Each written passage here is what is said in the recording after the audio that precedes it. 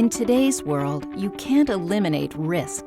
But the good news is you can surround it, and no one can help you do that quite like G4S. Since the fatal mass shooting in Fort Lauderdale-Hollywood International Airport, the topic of airport security is top of mind. In this episode of Security Insider, we'll be talking to some decision makers about the impact on Canadian airports. For 13 years, Chris Mitchell held various roles in the Greater Toronto Airports Authority's security department.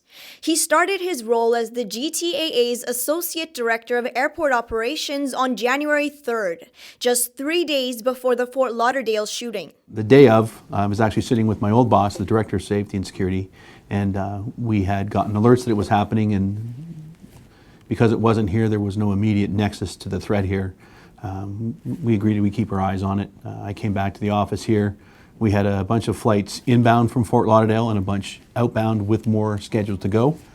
I talked to my new boss and the operation, and we started looking into the impact that it would have, just on a passenger perspective, but also on the impact of the operation. And as that was going on, the scale of it became a little more clear. There was some erroneous open source information that suggested that there may have been a Canadian connection.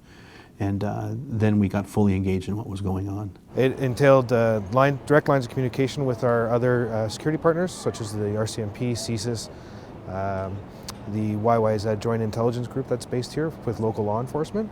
And from that, we needed to determine first if the information that we were receiving was factual or whether it was fictional based on rumors and innuendo through social media or through other media accounts. What people don't know is that you can actually carry guns under certain conditions on commercial aircraft. As the GTAA's security manager, McWilliams says he must ensure Transport Canada regulations are always met. They include having a multi-agency advisory committee, which has been formed as the Joint Intelligence Group at Pearson and includes Peel Police, the RCMP, CSIS, and CATSA, to name a few. Being able to talk open and frank with these groups and to have the transparency is we're able to make decisions that on the spot that actually meet the requirements for what we need and to avoid making knee-jerk reactions and putting things into place that don't necessarily need to be in place that would end up costing money and resources. We did take some action and it was more for the public's peace of mind than what we believed was a threat because a lot of our business is public confidence in the industry. Yves Duguay has worked for the RCMP, Air Canada Security, and CATSA. He says total risk can never be eliminated. Regardless of what we think, somebody will always think about a new form of attack, and for one which we didn't expect. But very often in every facet of how we respond to it, those facets are similar. So we just need to be a little bit more effective in the way we react and make sure that we build this capacity to react to something that was unexpected.